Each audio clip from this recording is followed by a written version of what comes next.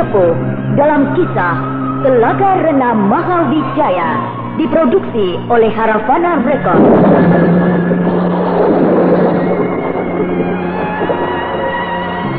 Naskah karya Niki Kosasih, hiasan musik dan sutradara Indra Mahendra.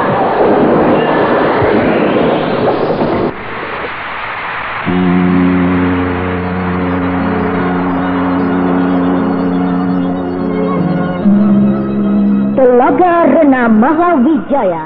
Kau bermaksud akan mempelajari ilmu kadikjayaan? Ilmu kedikjayaan bukan bidang Bibi Mantili. Benar, Pintar. Aku merasa malas kalau disuruh mempelajari ilmu kadikjayaan. Lebih baik Bibi memperdalam permainan pedang saja. Aku belum menemukan jurus yang baru. Jurus pamungkas dari pedang setan dan pedang perak, yaitu peleburan dua pedang mujizat, ternyata dengan mudah dihancurkan oleh Lasmini. Ayahanda Brahma, berikanlah kepada Bibi Mantili ilmu permainan pedang atau jurus tangan kosong yang paling dahsyat. Justru itu sudah aku persiapkan. Oh, benarkah Ayahanda? Benarkah Kakang Brahma? Ya, namanya adalah jurus Sri Gunting. Sri Gunting? Kau tahu burung Sri Gunting? Tahu Ayahanda, di kampung Jamparing banyak. Biasanya di pohon-pohon yang tinggi dan besar. Nah, Sri Gunting ini ternyata punya kemampuan yang hebat untuk mengalahkan musuh yang jauh lebih kuat dan berbahaya. Kau tertawa, Bendang? Rupanya Ayahanda mulai mengalihkan perhatian kepada tingkah pola binatang untuk bahan ilham di dalam menciptakan sebuah ilmu. Apakah binatang lebih rendah dari olah batin sebagai penciptaan ilmu kadikjayaan? Tentu saja tidak, Ayahanda. Tapi Ayahanda kok rajin benar, sampai-sampai mengamati burung Sri Gunting. Aku mendapatkannya tidak dengan sengaja, Bentar. Oh ya? Iya. Ketika aku turun dari Gunung Sabah, sehabis mengunjungi Panembahan Pasupati, aku menjumpai sebuah pertarungan yang amat dahsyat. Pertarungan dua ekor binatang yang jenisnya sangat berbeda. Sri Gunting? Benar. Melawan binatang apa? Ular. Ular? Iya, ular Sabah. Ular Sabah? Saya baru mendengar namanya. Sejenis ular yang aneh, berwarna kemerah-merahan dan sangat ganas, dan berbisa. Jenis ular seperti itu hanya ada di Gunung Sabah. Makanya orang-orang menyebutnya ular Sabah. Burung Sri Gunting bertarung dengan ular Sabah. Dan Sri Gunting yang menang, iya kan? Hei, mengapa kau dengan pasti berkata bahwa Sri Gunting yang menang? Bukankah aku belum mengatakan siapa yang menang? Sebab Ayahanda tidak mengambil jurus ular Sabah, melainkan jurus Sri Gunting. Nah, sudah wajar bila yang menanglah yang ditiru. Kau pintar sekali. Kakang Brahma, apakah pertarungan itu demikian istimewa sehingga Kakang merasa perlu untuk mempelajari jurus Sri Gunting itu? Benar, Mandili. Sebab ular Sabah mengeluarkan ajian Waringin Sungsang. Yang benar, Kakang. Alangkah mustahil seekor hewan bisa memiliki ilmu kadikjayaan. Ya, aku sendiri bingung. Sampai-sampai aku mengira ular itu adalah ular jadi-jadian. Benar-benar tidak masuk akal. Tapi, lalu dengan cara bagaimana burung Sri Gunting itu dalam usahanya mengatasi ajian Waringin Sungsang? Sederhana saja. Sederhana? Iya. Sri Gunting menyuruh ke bawah ular Sabah. Bawah sekali. Dan dengan sentakan yang di luar dugaan, Sri Gunting melontarkan ular Sabah ke atas. Berbarengan dengan tubuh ular Sabah yang melambung ke atas, Sri Gunting dengan gerakan kilat melesat ke atas dan menyuruh ke kepala ular Sabah. Kemudian dengan sebuah patukan yang mematikan, paruh burung Sri Gunting yang tajam seperti gunting menghunjam dengan dahsyat ke kepala ular Sabah, tepat pada ubun-ubun. Dan habislah si ular Sabah yang ganas dan berbisa itu. Bukan main. Hebat sekali Sri Gunting itu. Nah, kalau kau ingin mengalahkan Lasmini, maka kau harus mampu menguasai apa yang telah dilakukan oleh burung Sri Gunting itu. Saya akan berusaha, Kakang. Kata Ayahanda, jurus Sri Gunting itu bisa mengalahkan ajian Waringin Sungsang. Tapi kenapa waktu Ayah bertarung dengan Ki Jara tidak mempergunakannya? Bahkan Ayahanda mengolah ilmu baru, yaitu ilmu lampah lumpuh. Memang, jurus Sri Gunting bisa mengalahkan ajian Waringin Sungsang. Tapi tetap mengandung tenaga gempur yang membinasakan. Nah, aku tidak mau begitu. Aku mau yang tidak bersifat membinasakan. Maka aku harus mencarinya. Dan aku berhasil menciptakan ilmu lampah lumpuh yang sanggup menaklukkan musuh, tapi tidak bersifat membinasakan. Musuh kita kalah, tapi tidak celaka. Sakit pun tidak, cuma sekedar lumpuh. Dan itu pun bisa disembuhkan, asal mau bertobat, mengakui semua kesalahan. Jadi, itulah makanya jurus Sri Gunting itu diberikan kepada Bibi Mantili. Ya, sebab cocok dengan Mantili yang lebih mengutamakan kekerasan dan kecepatan. Ya, benar Ayahanda. Kakang Brahma, saya sudah siap. Baik, marilah kita keluar dari dalam gua ini.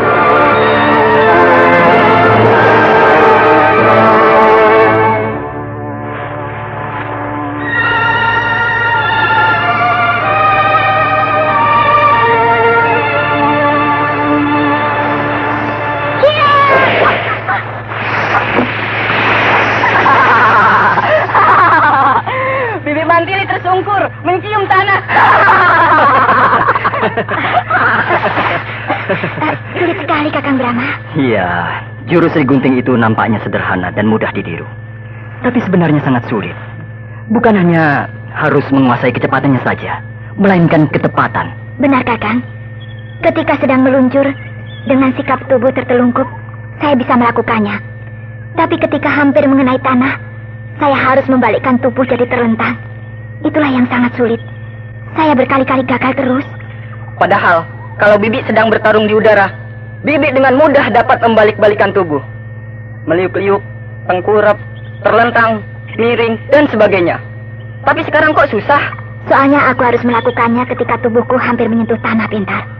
Itu yang aku tidak bisa. Pemusatan pikiranku menjadi buyar ketika aku melihat tanah sudah dekat sekali dengan wajahku. Sehingga tidak sempat lagi membalikkan tubuh. Dan akhirnya aku tersungkur mencium tanah. Lama-lama hidungku bisa patah diadu terus dengan tanah. Hidung Bibi yang mancung itu biar jadi pesek. Kok malah berolok-olok? Mantili, Iya, Kakang Brahma. kau sudah sempurna di dalam melakukan pelontaran tubuhmu. Persis seperti yang dilakukan oleh burung Sri Gunting ketika melontarkan tubuhnya. Tapi saat yang tepat untuk membalikan tubuh tidak pernah kau kuasai. Nah, cobalah ulangi sekali lagi dan ikuti perintahku. Kakang akan memberi tanda kapan aku harus membalikkan tubuh. Iya. Baik, Kakang. Hup! Ya! Ya! Oleh, aku bisa, Kakang. Aku bisa. Bibi Mantili berhasil. Bagus. Bagus sekali. Sempurna. Iya, ternyata memang sangat ampuh, Kakang. Begitu saya membalikkan tubuh, kekuatan tenaga saya menjadi berlipat ganda. Aneh sekali. Kok bisa begitu ya? Itulah keistimewaan jurus Sri Gunting. Tanpa harus mengerahkan tenaga sendiri, tenaga itu akan muncul dengan sendirinya. Itu disebabkan karena ketika tubuhmu sedang meluncur, semua tenaga kekuatanmu mandek, terhenti. Begitu kau membalikan tubuh pada saat yang tepat, maka tenagamu yang tadi terhenti meledak, menjadi kekuatan yang dahsyat. Pantas. Burung Sri Gunting itu bisa melontarkan ular Sabah yang besarnya dan kekuatannya 10 kali lipat Sri Gunting. Iya, tapi kau dapat melakukannya dengan tepat. Karena dibimbing oleh aku. Iya, benar, Kakang. Nah, sekarang kau harus bisa melakukannya tanpa diberi tanda oleh aku. Baik, Kakang. Bagus! Bagus! Bagus! Aku berhasil! Aku berhasil! Bagus. Kau hebat, Mantili. Hari ini kau harus berulang-ulang melatihnya. Sampai gerakan itu menjadi naluri di dalam dirimu. Iya, Kakang. Dan besok, kau harus bisa melakukannya sambil mempergunakan pedang. Dua-duanya. Pedang setan dan pedang perak. Baik, Kakang.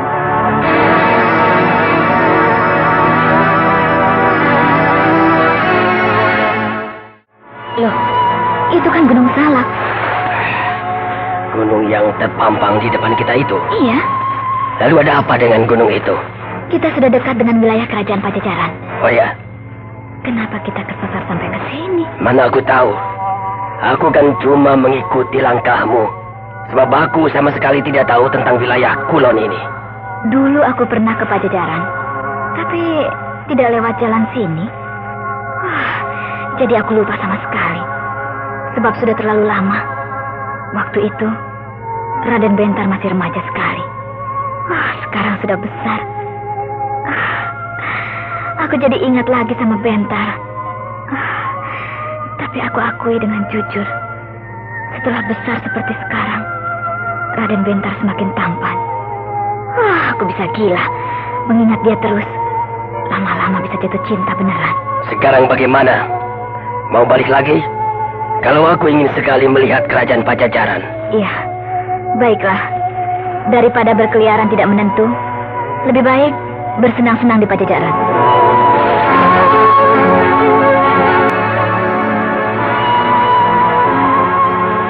Loh, danau. Terkejut lagi. Lihat Raksa Dewa. Itu, di bawah sana. Ada sebuah danau. Aku sudah melihatnya dari tadi. Dulu tidak ada. Bagaimana? Dulu ketika aku kesini tidak ada. Dulu merupakan lembah yang biasa saja. Sekarang kok jadi danau? Aku rasa itu sebuah danau buatan. Danau buatan? Ya, sebab aku melihat di kejauhan sana ada sebuah pintu air yang sangat besar. Lalu beberapa buah pintu air kecil serta beberapa puru saluran air yang menuju ke pesawahan. Jadi danau itu terbentuk karena lembah itu dibuat bendungan. Bendungan? Ya, bendungan yang besarnya sangat luar biasa, sehingga membentuk sebuah danau yang amat panjang. Kalau begitu, kerajaan Pajajaran ini sebuah kerajaan yang kaya. Kerajaan yang kaya? Maksudmu? Untuk membuat bendungan raksasa seperti itu, memerlukan biaya yang tidak terhingga. Terlalu mahal. Tapi ternyata Pajajaran sanggup membuatnya. Berarti Pajajaran adalah kerajaan yang kaya. Paling tidak merupakan sebuah kerajaan yang makmur. Sejak dulu ketika masih dikawali, Pajajaran memang sudah makmur. Lalu dipindahkan ke sini. Ya, mungkin supaya lebih makmur lagi. Oh, Pajajaran ini kerajaan pindahan. Iya, dulu ibu kotanya dikawali. Lalu oleh Prabu Siliwangi dipindahkan ke sini. Aku belum pernah ke Kawali, tapi melihat keadaan alam di wilayah ini memang sangat bagus. Cocok sekali untuk sebuah kerajaan. Kau bisa tahu? Jelek-jelek begini aku bekas seorang raja. Jadi sedikit banyak tahu tentang menilai sebuah tempat. Apakah tempat itu baik untuk sebuah kerajaan atau sebaliknya? Dilihat keadaan tanahnya, apakah baik untuk pertanian? Lalu dilihat alam lingkungannya, apakah baik untuk mengembangkan hasil bumi? Kemudian apakah di situ ada sungai atau laut yang memungkinkan untuk membuat dermaga pelabuhan dan sebagainya? Wah, ternyata kau punya bakat untuk jadi raja. Ya, bagaimanapun juga aku pernah jadi raja. Meskipun cuma sebentar, sebab aku jadi raja dengan jalan yang tidak benar, maka habislah aku. Kau masih punya keinginan untuk jadi raja, tidak? Oh, tidak mudah, Lasmini. Terlalu sukar bagiku. Aku bisa membantu kau. Paling-paling kau akan mempergunakan kekerasan, memaksa orang-orang supaya tunduk kepadamu dengan ilmu kesaktian yang kau miliki. Memang kau bisa menghimpun rakyat, tapi tidak akan abadi. Sebab aku pernah melakukannya. Aku punya ilmu kesaktian. Anak buahku banyak, dan semuanya punya ilmu kesaktian. Aku datang di daerah Mamrati. Aku tundukkan rakyat yang berdiam di situ. Semuanya tunduk kepadaku karena takut. Tapi selanjutnya, diam-diam rakyat menghimpun kekuatan untuk menggulingkan aku. Dan puncaknya, muncul dua orang pendekar yang sangat dikjaya, yaitu Satria yang ternyata adalah Brahma dan adiknya Mantili. Rakyat yang sudah lama membenci aku rame-rame mendukung Brahma dan Mantili. Maka habislah aku. Jadi seperti sekarang ini, berpetualang tidak tentu tujuan. Apa yang aku pernah miliki, uang, harta, kedudukan, lenyap semuanya. Jadi kau kapok? Aku pikir-pikir dulu, sebab aku tidak mau gagal untuk yang kedua kalinya. Ya, itu sebuah sikap yang bagus.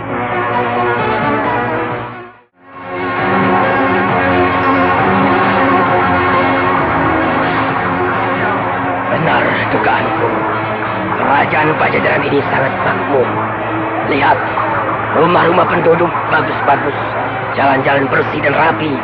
Para penduduk pakaiannya bagus-bagus, nampak sehat, wajah mereka cerah.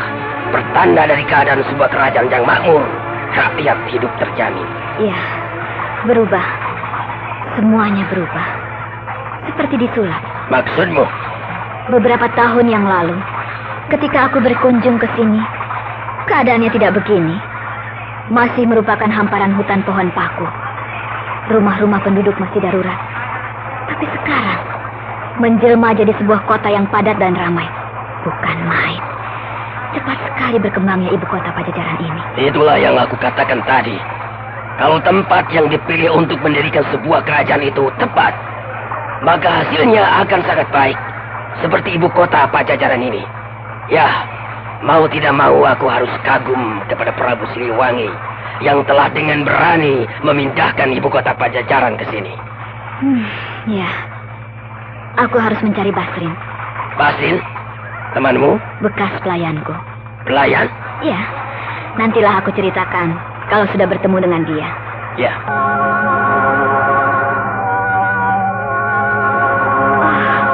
Aku benar-benar jadi linglung. Semuanya sudah berubah. Tapi kalau tidak salah, di sekitar sini rumahnya si Basrin. Sebab ancer-ancernya pohon asam yang besar itu. Mungkin saja pohon asem yang kau lihat itu sudah ditebang. Dan pohon asem yang sekarang itu pohon asem yang lain. Tidak, Raksa. Pohon asam itu tidak berubah. Begitu-begitu saja dari dulu. Bedanya hanya semakin tua. Ya, dicoba saja. Bertanya pada salah seorang penduduk. Ya. Sampurasun. Sampet. Rumahnya Basrin yang mana, Jang? Oh, itu. Yang rumahnya warna putih. Nuhun, Jang. Sami-sami. Kita beruntung. Basrin tidak pindah-pindah. Rumahnya masih tetap yang dulu. Ya. Nah, itu rumah yang warnanya putih. Bukan main. Rumah si Basrin jadi bagus begitu. Dulu, rumah panggung dari papan dan bambu. Sekarang bata, besar, dan mentereng. Wah, dia sudah jadi orang kaya. Ayo, jangan ngoceh terus. Tuh, ada perempuan sedang menyapu di halaman. Tanya sama dia. Iya.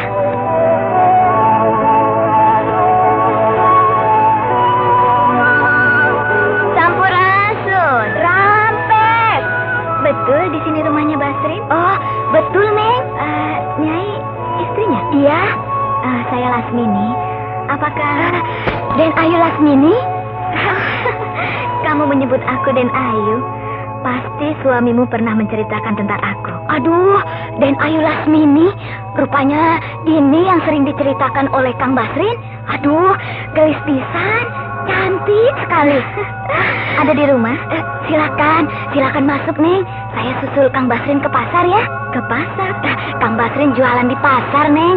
Dagang beras. Oh. Silakan, Neng. Silakan masuk. Oh iya, terima kasih, Nyai.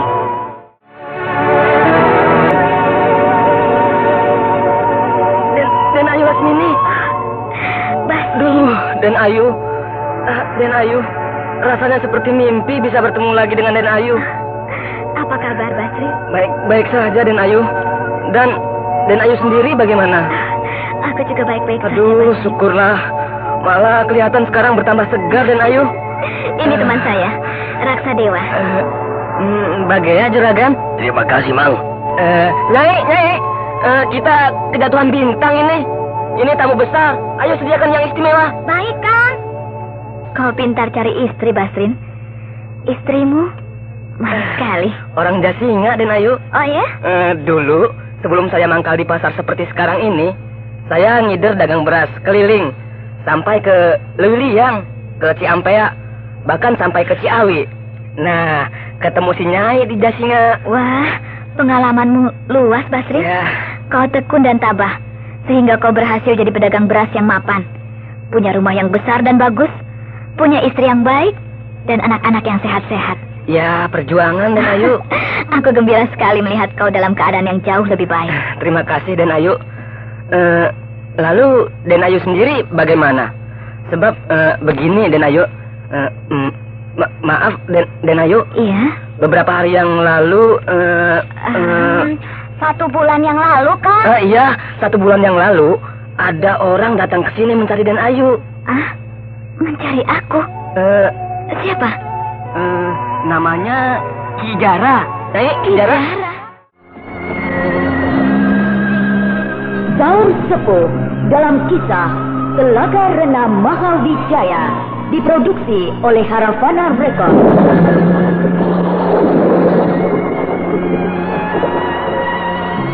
Naskah karya Niki Kosasih, hiasan musik dan sutradara Indra Mahendra.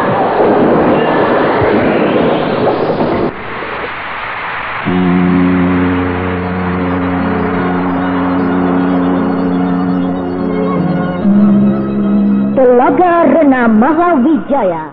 1 bulan yang lalu, ada orang datang ke sini mencari Den Ayu. Ah, mencari aku? Siapa? Namanya Kijara. Kijara?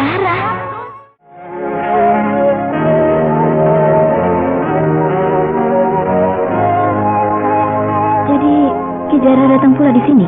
Benar, Den Ayu Lasmini. Berdua dengan temannya. Namanya Lugina. Apa saja yang mereka katakan padamu? Katanya Den Ayu Lasmini telah membunuh gurunya, Panembahan Pasupati. Iya, benar Basrin. Aku bertarung dengan Panembahan Pasupati. Kenapa begitu, Den Ayu? Kenapa membuat bibit permusuhan? Aku tidak mau diremehkan, Basrin. Diremehkan? Kau yang paling tahu keadaanku di waktu-waktu yang lampau. Betapa aku hanyalah merupakan perempuan pajangan. Aku hanyalah dijadikan permainan pemuas nafsu orang-orang jahanam yang terhormat. Hidupku terombang-ambing. Tak tentu apa yang menjadi tujuan dari hidupku itu. Maka itu aku ingin bangkit. Sekaranglah kesempatan itu terbuka. Setelah aku menjadi murid Nenek Lawu. Dengan ilmu kadikjayaan yang amat dahsyat, aku bisa mengembalikan derajatku sebagai seorang perempuan yang pantas diperhitungkan. Tapi kenapa harus dengan jalan bunuh-bunuhan, Den Ayu? Nanti Den Ayu tambah susah, sebab akan banyak musuh. Tapi aku jadi orang yang ditakuti. Orang tidak berani gegabah lagi kepadaku. Untuk mempermainkan aku, harus berpikir 2 kali. Kalau menurut saya, sudahlah. Jangan menambah musuh lagi, Den Ayu. Lebih baik tinggal di sini dengan tenang. Kalau mau membuka perguruan silat, bukalah. Mendidik murid-murid yang baik. Bukankah Den Ayu sendiri dulu berkeinginan untuk membuka lembaran hidup baru di sini? Di ibu kota Pajajaran yang baru ini. Kata-kata Basrin ada benarnya, Lasmini. Juga bukankah orang kedua yang terhebat di rimba persilatan, yaitu Mantili, sudah kau kalahkan? Jadi berarti hanya tinggal 1 orang lagi yang belum kau kalahkan, yaitu Brahma. Tapi kau sendiri berkata, untuk menantang Brahma, kau harus berpikir 2 kali. Gusti Ayu Mantili? Jadi Den Ayu Lasmini bertarung dengan Gusti Ayu Mantili? Benar, Basrin. Dan dia kalah, tapi tidak mati. Aduh, bagaimana Den Ayu ini? Apakah tidak memikirkan akibatnya? Semuanya akan marah, Den Ayu. Bukan hanya jago-jago Madangkara yang marah kepada Den Ayu, tapi kerajaan-kerajaan lain yang bersahabat dengan Madangkara, yaitu 6 kerajaan sekutu. Tentu mereka semuanya akan murka dan mengejar-ngejar Den Ayu. Bahkan Pajajaran pasti akan murka. Ingat dulu, Den Ayu, ketika Den Ayu bentrok dengan Ranggaweni. Iya, aku ingat. Nah, sekarang tentu Ranggaweni tidak akan memberi ampun lagi kepada Den Ayu. Aduh, kenapa sih Den Ayu mencari penyakit? Ya, semuanya sudah terlanjur, Basrin. Nasi sudah menjadi bubur. Aduh, Den Ayu. Aku akan bertanggung jawab terhadap semua apa yang telah aku lakukan. Kau tenang saja, Basrin. Aduh. Kau tidak akan terbawa-bawa. Aku akan melindungimu agar kau lepas dari semua perkara ini. Iya, Den Ayu.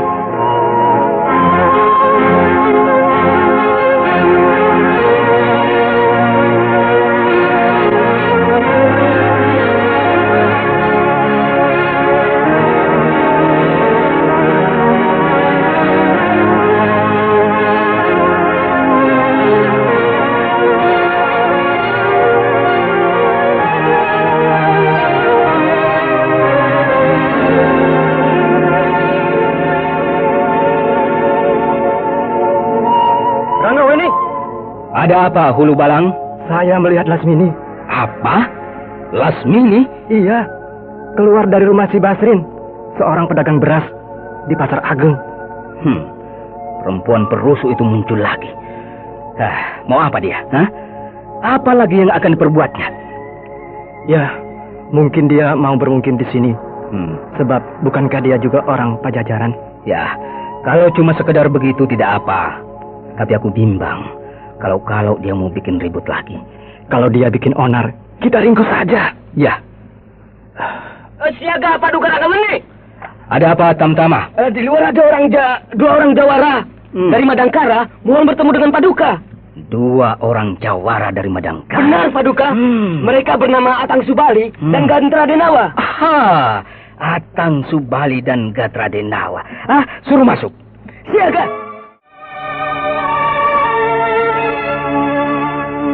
Selamat datang di Pajajaran, para Jawara Madangkara yang gagah perkasa. Terima kasih.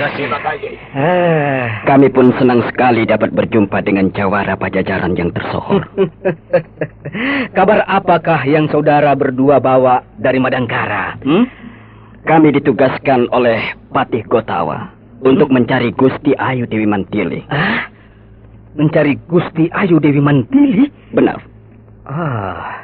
Tentunya telah terjadi sebuah peristiwa yang maha penting, sehingga Patih Gotawa menugaskan saudara berdua, Jawara terkemuka dari Madangkara, untuk mencari Gusti Ayu Dewi Mantili. Iya, memang demikianlah yang sesungguhnya.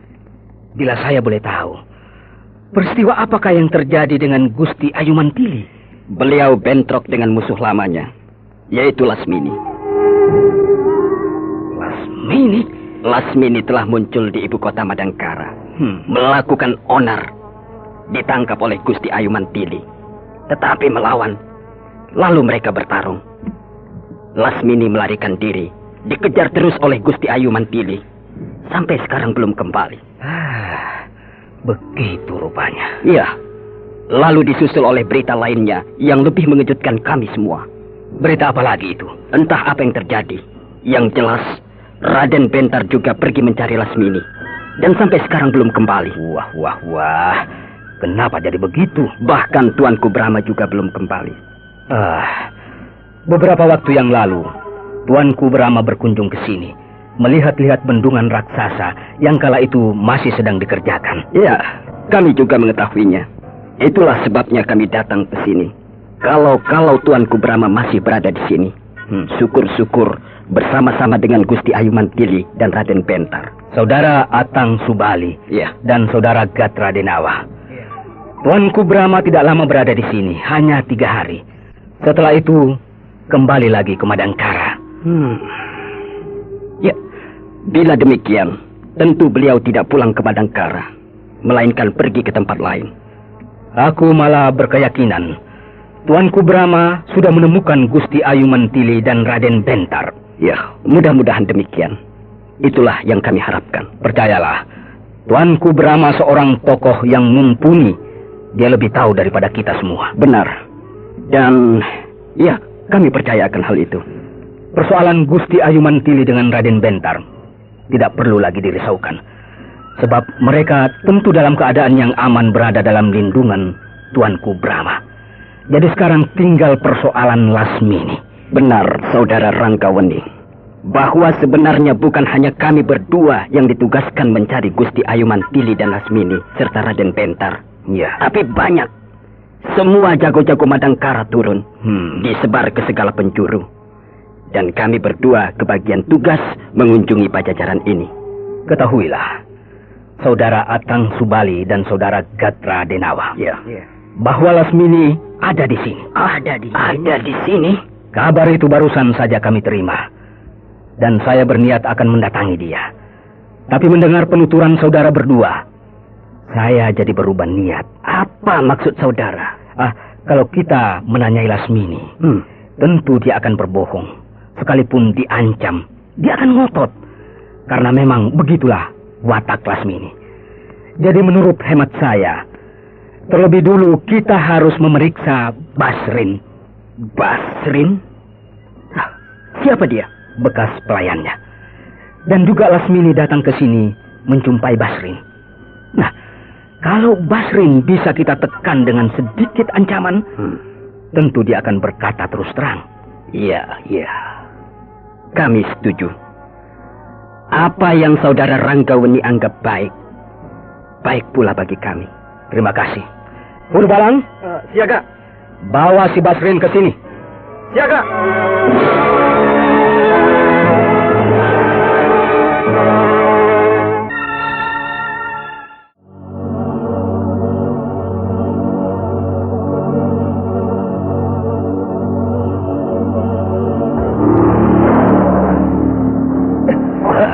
Ampun, Paduka. Kenapa saya ditangkap? Apa salah saya, Paduka? Kau tidak ditangkap. Hanya akan dimintai keterangan saja. Lain tidak. Daulat, Paduka. Lasmini muncul lagi di Pajajaran dan mengunjungi rumahmu. Apa saja yang dikatakannya? Dia sedang mencari Kijara dan Lugina, Paduka. Kijara, Lugina? Siapa mereka? Dua orang tokoh persilatan yang membakar padepokan Den Ayu Lasmini di Gunung Lawu, Paduka. Tentunya antara Lasmini dengan kedua orang itu bermusuhan. Bahkan permusuhan keras. Sebab sampai main bakar-bakaran. Iya, demikianlah, Paduka. Kijara dan Lugina juga sebenarnya sedang mencari Lasmini. Akan menuntut balas atas kematian guru mereka. Yaitu Panembahan Pasupati. Hah? Panembahan Pasupati? Guru besar perguruan Gunung Sabah tewas? Menurut penuturan Kijara dan Lugina, Den Ayu Lasmini datang ke Gunung Sabah menantang Panembahan Pasupati. Mereka bertarung dan Panembahan Pasupati yang tewas. Sangat mustahil. Tidak masuk akal. Tidak mungkin Lasmini bisa mengalahkan Panembahan Pasupati. Lasmini hanyalah tingkat menengah. Sedangkan Panembahan Pasupati, tokoh utama yang sangat dikjaya. Entahlah, Paduka. Itu pun yang bercerita murid Panembahan Pasupati sendiri. Jadi untuk apa mereka berbohong? Iya. Dan mereka pergi ke Gunung Lawu untuk membuat perhitungan dengan Lasmini. Benar, Paduka. Tapi Den Ayu Lasmini tidak ada. Lalu padepokan itu dibakar.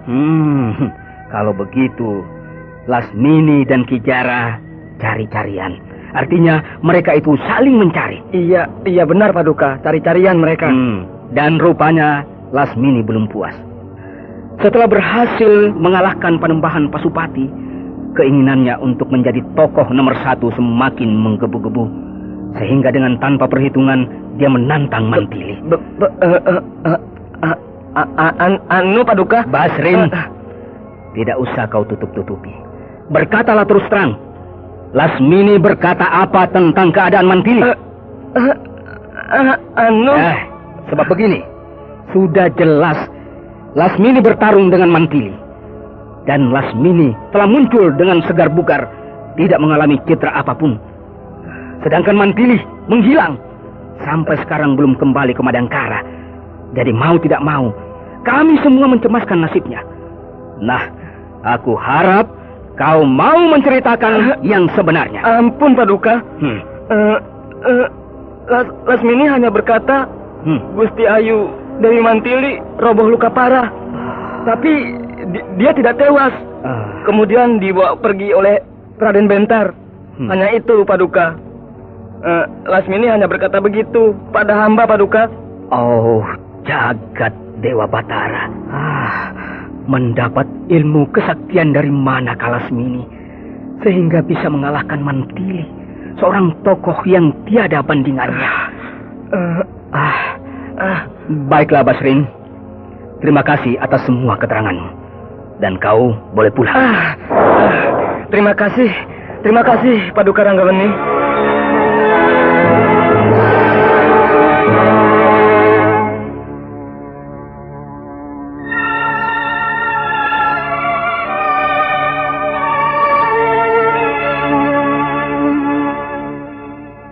Nah, Saudara Subali dan Saudara Denawa, ya, begitulah keterangan Basrin tentang Mantili dan Lasmini. Ternyata Tuanku Brahma tidak bersama mereka. Dan di luar dugaan bahwa Raden Bentarlah yang menyelamatkan Gusti Ayu Mantili. Hal itu tidak perlu dirisaukan. Sebab seperti yang saya katakan, bahwa Tuanku Brahma lebih tahu dari kita. Iya, benar. Ya, tapi kita tetap harus menangkap Lasmini. Sebab nampaknya dia akan terus minta korban. sesuai dengan nafsunya untuk menguasai rimba persilatan. Karena perkara ini menyangkut Gusti Ayu Mantili, junjungan kami, maka kami harap saudara Rangga Weni bersabar. Biarlah kami berdua yang meringkus Lasmini. Ya, saya tidak keberatan. Terima kasih.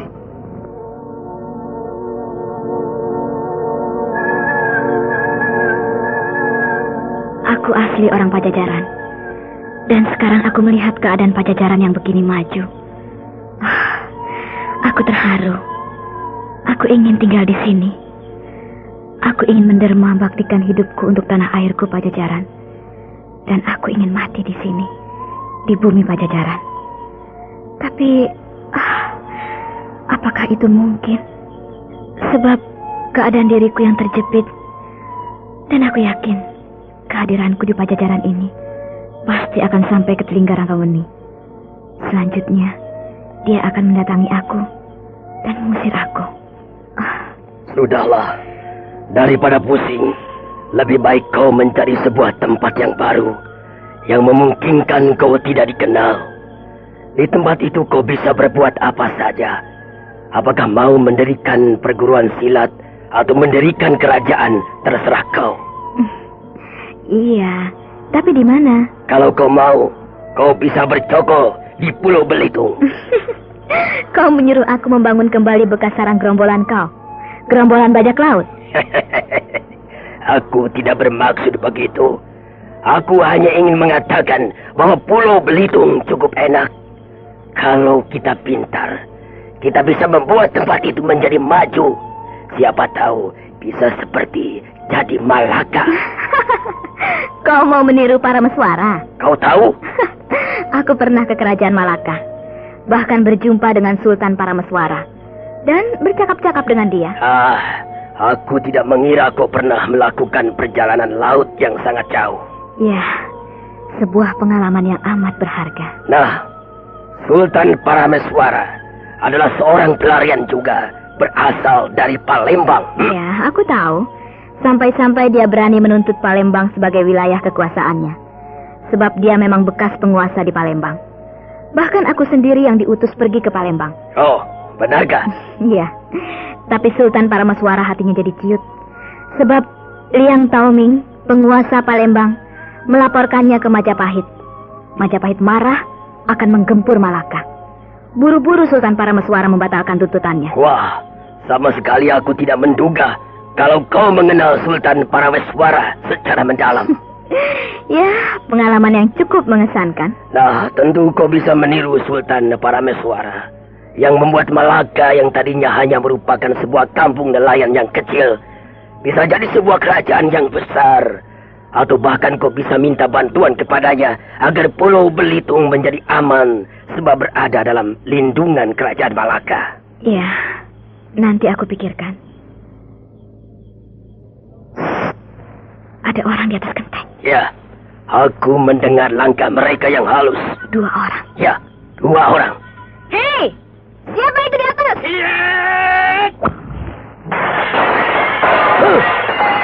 Cepat. Ditanya malah melemparkan batu. Jendela kamarku sampai hancur berantakan. Hiat! Siapa kalian? Kau Lasmini? Iya, aku Lasmini. Aku Atang Subali. Aku Gatra Denawa. Aku tidak butuh nama kalian. Sebutkan, kalian dari mana dan mau apa? Malam-malam seperti maling mengintip aku dari atas genteng. Bahkan kalian bikin onar. Melempar jendela kamarku pakai batu besar sampai rusak berantakan. Kami Jawara dari Madangkara. Kalian orang-orang Madangkara? Ya, kau harus ikut kami ke Madangkara. Untuk apa? Kau ditangkap. Kenapa aku ditangkap?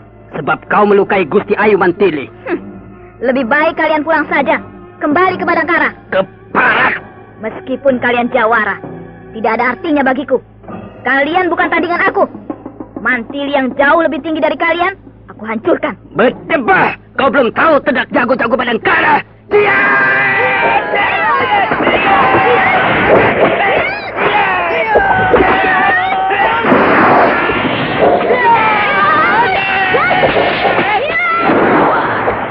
Dua Jawara itu bukan main ganas. Gerakannya serba cepat. Lasmini bukan seorang yang ahli bertarung tangan kosong. Tidak, dia bisa celaka. Nah, benar kataku. Lasmini terdesak. Awas, senjata rahasia!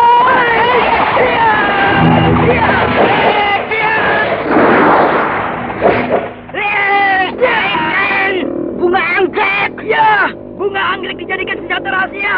Hebat sekali tenaga dalamnya. Bunga anggrek bisa dijadikan senjata rahasia.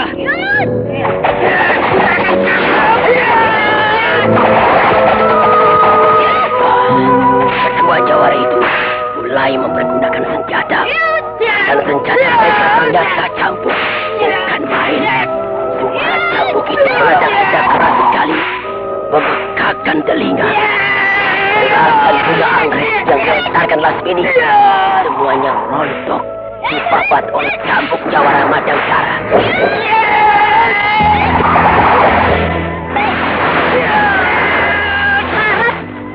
20 bunga anggrek yang aku lontarkan, semuanya rontok, dibabat oleh cambuk mereka. Bunga anggrek kau empuk sekali seperti tempe. Ayo, mana lagi bunga-bunga anggrek kau? Habiskan semuanya. Salah jawara Madangkara. Kau jangan bilang dulu bisa merontokkan semua bunga anggrek aku. Sekarang aku ingin tahu, apakah cambuk-cambuk kalian bisa merontokkan jurus kembang 1000? Mau jurus kembang 1000, kembang 100, kembang selaksa? Aku tidak peduli. Congkak. Kembang 1000! Gila!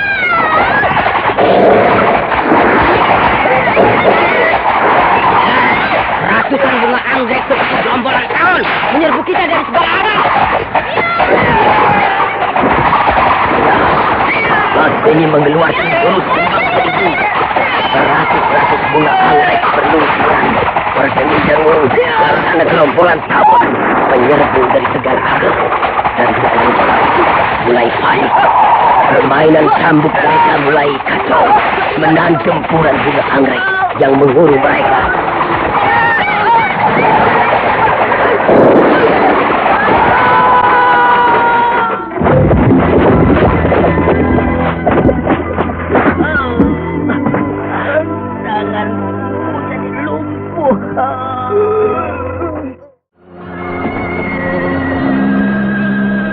Saur Sepuh dalam kisah Telaga Rena Mahawijaya diproduksi oleh Haravana Records.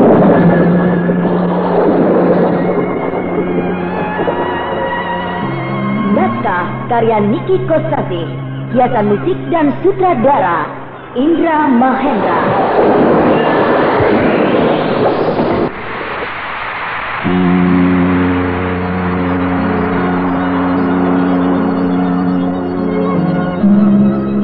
Telaga Rena Mahawijaya. Permainan cambuk mereka mulai kacau, menahan gempuran bunga anggrek yang menguru mereka.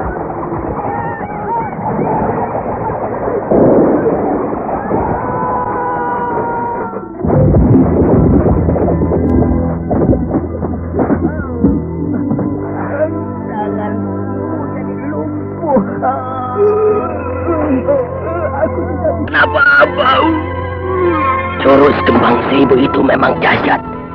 2 orang jawara dari Madangkara itu roboh. 2 bunga-bunga anggrek dengan telak menancap pada tangan mereka. Cambuk mereka lepas dan terlempar ke udara. Dan mereka terguling-guling jatuh dari atas genteng, terbanting ke tanah.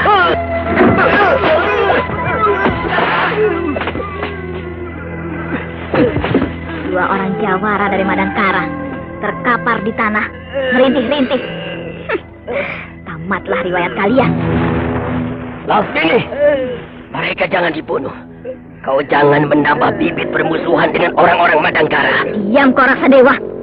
Ini urusanku. Lasmini, jangan. Kau hebat, Lasmini. Oh, Ranggaweni.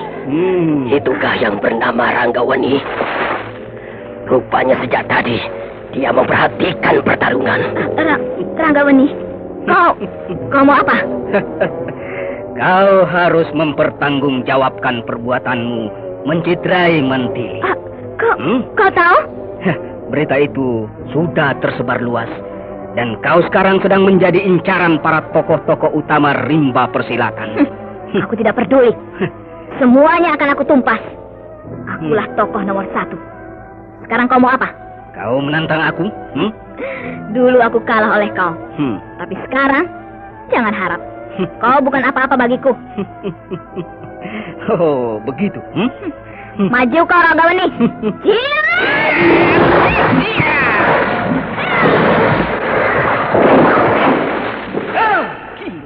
Dia kabur melarikan diri. Dia tidak boleh lolos. Lasmini, kau tidak akan lolos dari tanganku.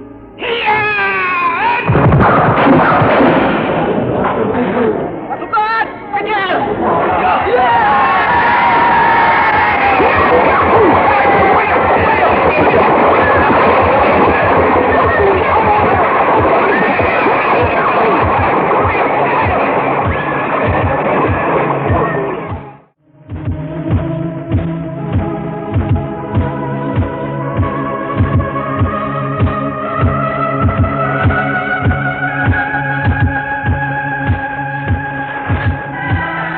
Kenapa Lasmini lari? Apakah dia takut oleh Ranggawani? Tidak mungkin. Panembahan Pasupati ditantang. Mantili juga ditantang. Bahkan ada rencana untuk menantang Brahma. Jadi tidak mungkin kalau Lasmini takut kepada Ranggawani. Atau kalau Lasmini akan mengajak bertarung di sebuah tempat yang sunyi, jauh dari keramaian, agar tidak terganggu oleh campur tangan orang lain. Terutama pasukan keraton Pajajaran yang rame-rame ikut mengejar Lasmini. Baiklah, aku akan ikuti ke arah mana mereka pergi. Aku ingin menyaksikan kehebatan Ranggawani, jawara Pajajaran yang tersohor itu. Ya!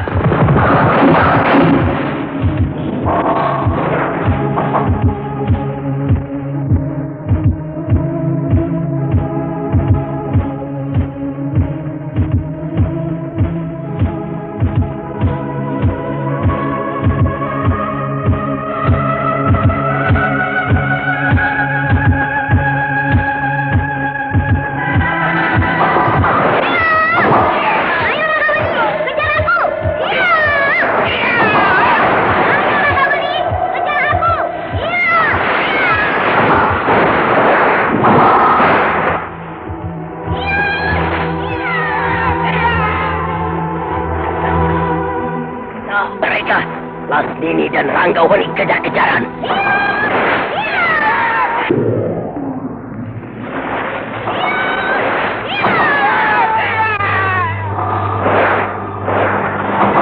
Benar kataku, Lasmini membawa Ranggawani ke tempat yang sunyi. Mereka kejar-kejaran di sebuah lereng bukit.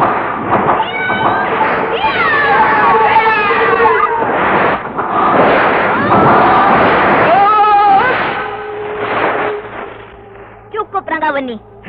Main kucing-kucingan sudah berakhir. Terus terang, aku kagum. Ilmu lari cepat kau sangat hebat. Tidak ada yang bisa menandingi kecepatanku dalam ilmu lari cepat. Tapi kau bisa. Aku tidak bisa mengejar kau. Bahkan menyentuh pun tidak. Kau kira aku takut? Aku melarikan diri bukan karena takut sama kau, Ranggawani. Tapi aku sengaja ingin bertarung di tempat yang jauh dari Pajajaran. Supaya tidak ada yang mengganggu. Selain itu, supaya kau tidak malu. Malu? Apa maksudmu? Kalau kau kalah oleh aku di hadapan orang-orang Pajajaran, tentu kau malu. Namamu sebagai jawara Pajajaran nomor 1 akan jatuh. Tapi kalau di sini, kau kalah tidak apa-apa. Tidak ada yang tahu. Boleh juga kau, Lasmini. Merasa yakin akan bisa mengalahkan aku. Aku yakin. Tingkatan kau berada di bawah Panembahan Pasupati. Dan Panembahan Pasupati tewas oleh aku. Berarti kau tidak akan menang melawan aku. Dalamnya laut bisa diukur. Tapi dalamnya ilmu kepandaian seseorang tidak akan bisa diduga. Baik, mari kita coba. Silakan. Ranggawani, lebih baik tidak usah basa-basi. Langsung saja pada sasaran utama. Supaya cepat selesai. Nah, keluarkanlah ilmu pamungkas kau. Cakar Getar. Dan aku akan mengeluarkan ilmu pamungkasku, yaitu ilmu Cipta Dewa.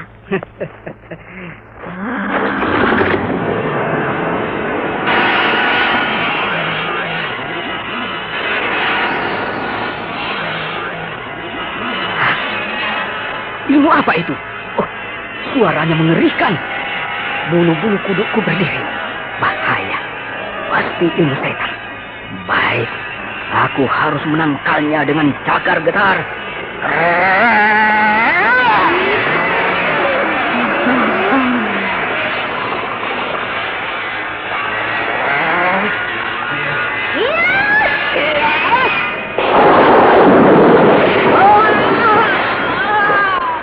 Oh, Ranggaweni roboh, terkapar di atas tanah. Dari telinga dan hidungnya keluar darah. Ilmu Cipta Dewa Lasmini terlalu dahsyat. Penembahan Pasupati tewas. Mantili roboh. Dan sekarang Ranggaweni juga roboh.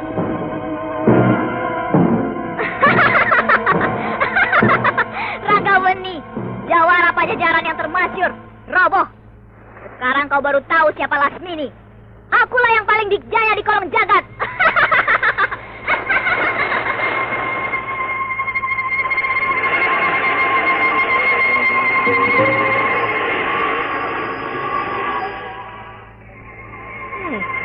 Suara apa itu? Sebuah suara yang aneh. Aku baru mendengarnya. Ranggaweni bergerak, mengambang di udara. Tubuh Ranggaweni yang terbujur dengan kaku itu perlahan-lahan bergerak, naik ke udara, seperti dipangku oleh seseorang. Tapi aku tidak melihat siapa-siapa. Tapi nampak jelas Ranggaweni diangkat oleh seseorang. Oh, kenapa jadi begitu?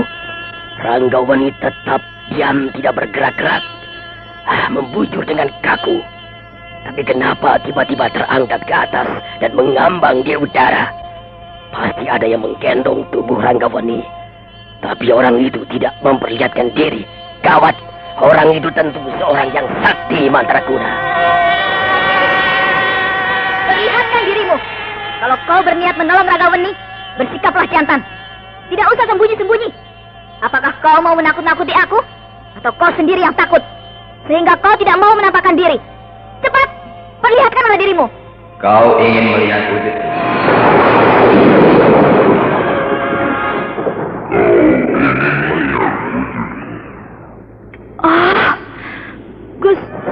Gusti Prabu Siliwangi. Kau ingin melihat wujud? Inilah wujud. Pandanglah aku. Ampun. Hamba menghaturkan sembah. Kau cantik sekali. Kau sakti mandraguna. Kau menyalahgunakan kesaktianmu. Camkan kata-kataku. Pergilah jauh-jauh. Jangan kotori Pajajaran. Panas. Ampun. Hamba mohon ampun. Panas.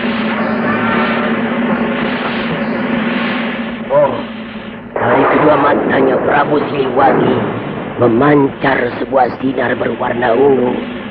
Sinar itu menggulung tubuh Lasmini dan Lasmini terguling-guling di tanah seperti dibakar api. Gusti Prabu Siliwangi yang agung. Hamba akan pergi. Hamba mohon ampun.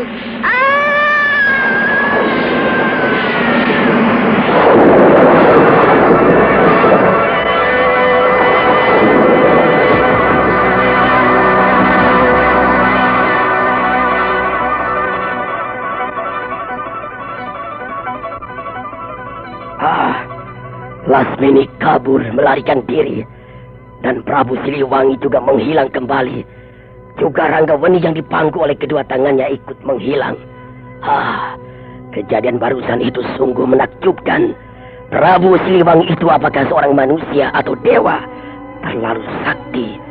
melebihi kewajaran manusia biasa. Lebih baik aku mencari Lasmini. Aku harus menghiburnya supaya jiwanya tidak terguncang.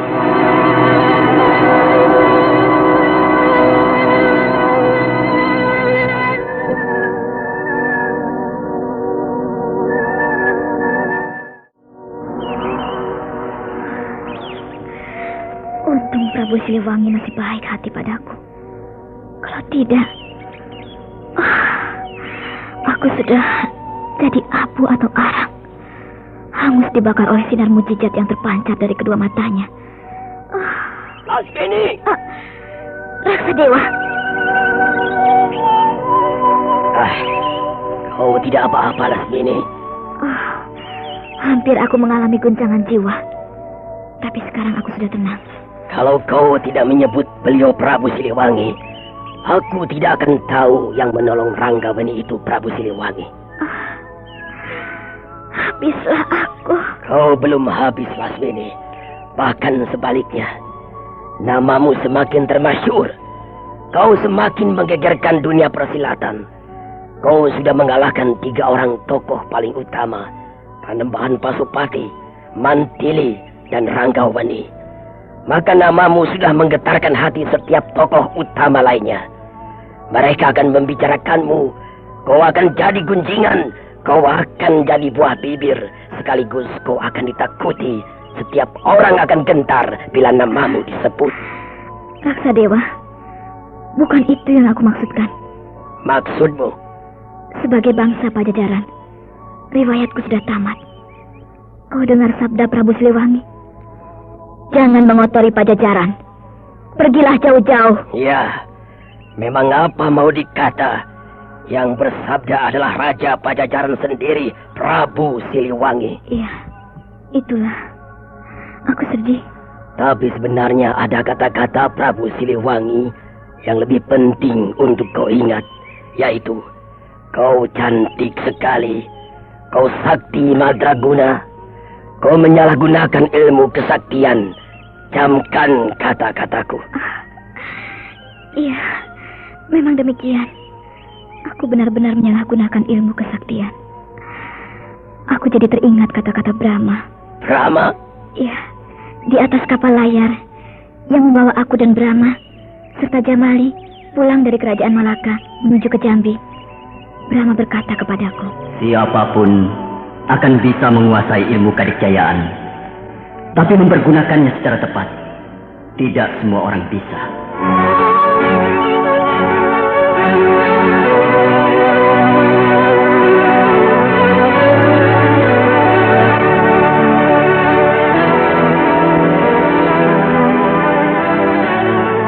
Ya, itulah kata-katanya. Kata-katanya mengandung makna yang dalam. Iya, dan herannya, mengapa aku tidak ingat kepada kata-kata Brahma tersebut? Barulah sekarang aku mengingatnya, setelah Prabu Siliwangi mengucapkannya dengan bentuk lain, tapi artinya sama. Sudahlah, Lasmini.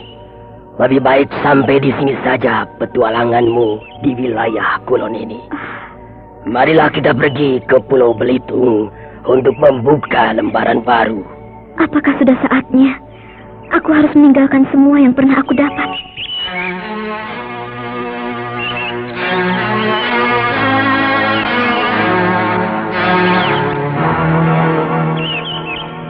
Tidak, Raksa Dewa. Aku merasa belum saatnya aku mengasingkan diri ke Pulau Belitung. Bukan mengasingkan diri, Lasmini, tapi membuka lembaran baru. Aku merasa berat meninggalkan wilayah ini. Bisa saja kau tetap bercokol di sini, asal tidak menyalahgunakan ilmu kesaktian, seperti apa yang disabdakan oleh Prabu Siliwangi. Aku tidak berbuat kejahatan.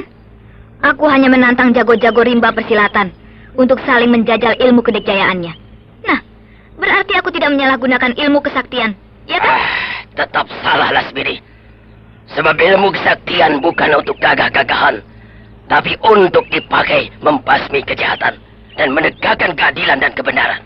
Nanti kalau semua tokoh-tokoh utama rimba persilatan sudah tunduk kepadaku, barulah aku akan menumpas kejahatan dan menegakkan keadilan dan kebenaran. niatmu itu tidak akan tercapai. Kenapa? Kau sudah salah langkah. Salah langkah? Untuk menegakkan keadilan dan kebenaran, tidak harus jadi jagoan dulu. Langsung saja berbuat. Nanti juga orang akan tahu sampai di mana kehebatanmu. Seperti yang dilakukan oleh Brahma dan Mantili. Langsung terjun ke dalam kancah pertarungan. Menumpas para durjana, para angkara murka, biang kejahatan, sambil menegakkan keadilan dan kebenaran. Akhirnya semua orang menilai bahwa Brahma dan Mantili memang jago, tokoh yang hebat. Selanjutnya ditakuti dan disegani oleh lawan maupun lawan. Kalau kau tetap menempuh caramu yang sekarang ini, maka niatmu tidak akan pernah tercapai. Sebab tidak akan semuanya tokoh utama bisa kau kalahkan. Pasti akan ada 1 atau 2 orang yang sanggup menandingi kau. Atau pula kau akan dikempur rame-rame oleh semua tokoh-tokoh rimba persilatan. Kau akan jadi buronan, dikejar-kejar terus oleh mereka. Itulah yang disebut Kamadatu. Kamadatu? Apa itu? Hukum sebab dan akibat. Kau menyakiti orang lain, maka suatu ketika kau akan disakiti. Kau mengalahkan orang lain, maka suatu ketika kau akan dikalahkan. Itulah Kamadatu yang lebih terkenal dengan sebutan hukum karma. Aku heran sama kau, Raksadewa. Kau bekas gembong gerombolan bajak laut. Benggolan penjahat kelas kakap. Tapi kau bisa ngomong begitu. Bagiku, aku menginjakan kaki di tanah Jawa Dipa ini. Aku sudah bertekad untuk menjadi seorang raja. Lantas aku mempersiapkan diri. Belajar menjadi raja. Banyak membaca buku-buku ilmu pengetahuan. Bertanya soal agama kepada para pendeta Brahmana. Maka dengan sendirinya aku memiliki ilmu pengetahuan yang cukup lumayan. Apalagi setelah bertemu dengan Brahma. Meskipun hanya sekilas, tapi aku memperoleh sebuah bekal ilmu yang berarti. Tapi sayang, karena aku menjadi raja dengan jalan kekerasan, maka aku runtuh. Jadi aku pun kena hukum karma, merampas hak orang, maka habislah aku. Pantas selama kau mengikuti aku, kau tidak menunjukkan sebagai bekas seorang pemimpin gerombolan penjahat. Tidak mau terlibat dalam sebuah pertarungan, dan lebih banyak jadi penonton. Setiap orang berhak merubah jalan hidupnya, termasuk aku. Nah, kenapa kau sendiri tidak mencobanya? Hei, aku bukan penjahat macam kau, Raksadewa. Tapi kau sedang merintis ke arah itu, Lasmini. Tanpa kau sadari, kau telah menanam bibit yang benar pada ladang yang salah. Kau ibarat seorang petani yang menanam bibit pohon kelapa di tengah sawah. Mana mungkin bisa tumbuh? Seharusnya kau menanam pohon kelapa di pematang sawah. Barulah pohon kelapa itu akan tumbuh subur. Kau jangan bersiloka, Raksadewa. Apakah kau akan menjadi tokoh golongan hitam atau golongan putih, Lasmini? Kenapa kau berkata seperti itu? Sebab tanpa kau sadari, saat ini sebenarnya kau sedang menempat dirimu untuk menjadi tokoh golongan hitam. Parah! Kau bicara seenak perutmu. Apa aku salah? Tokoh-tokoh utama yang kau tundukkan adalah tokoh-tokoh golongan putih. Nah, secara tidak langsung kau sudah menempatkan dirimu tidak pada golongan putih, tapi yang berlawanan dengan itu, yaitu golongan hitam. Jangan marah, Lasmini. Aku juga bukan orang baik-baik. Aku seorang penjahat. Tapi seorang penjahat suatu ketika berbicara soal kebenaran tidak dilarang. Aku sendiri baru bisa berkata-kata saja, belum mewujudkannya dalam tindak dan perbuatan. Tapi mudah-mudahan besok atau lusa aku akan berbuat kebaikan. Nah, aku juga ingin kau akan begitu, Lasmini. Kenapa kau mempedulikan aku? Sebab kau bukan penjahat. Tapi kalau langkahmu yang salah kaprah ini kau terus-teruskan, maka lama-lama kau akan jadi penjahat, Lasmini. Terima kasih, Raksadewa. Selamat tinggal. Kita tidak seiring jalan. Kau tidak akan bisa menjadi sahabatku. Lasmini, tunggu. Kau jenis manusia yang tidak bisa menyendiri. Kau butuh teman. Tanpa teman, kau akan terlunta-lunta. Kau akan salah arah dalam menempuh jalan hidupmu. Aku tidak butuh teman. Lasmini, tunggu. Aku tidak butuh teman.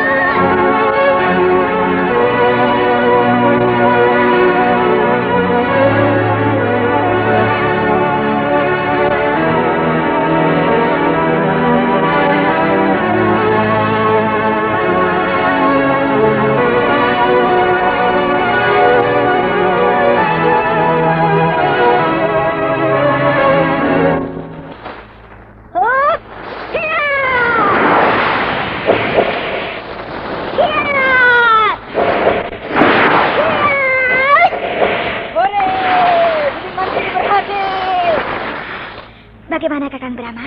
Apakah saya sudah sempurna menguasai jurus Sri Gunting? Bagus sekali, Mandili. Sempurna. Berarti saya sudah bisa menantang Lasmini, bukan? Iya. Terima kasih Kakang Brahma. Tapi kau jangan membunuh dia. Sebatas tidak berdaya saja. Di dalam hatimu jangan ada dendam.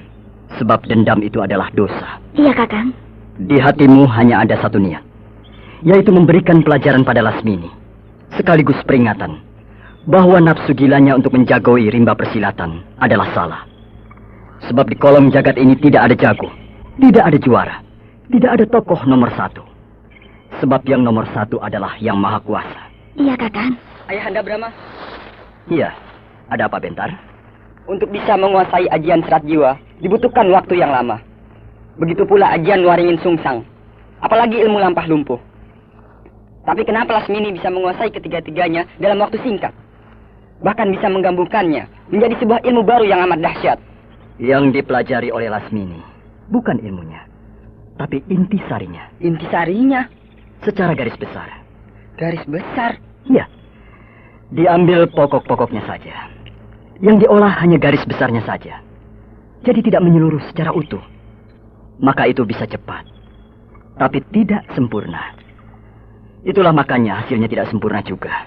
Benarkah begitu Ayahanda? Iya. Dari ketiga buah ilmu kadikjayaan tingkat tertinggi itu, hanya ajian waringin sungsang yang bersifat menyerang. Sedangkan ajian serat jiwa dan ilmu lampah lumpuh tidak. Keduanya bersifat menunggu. Kalau diserang, baru menangkal serangan itu. Ya, benar Ayahanda. Saya juga heran.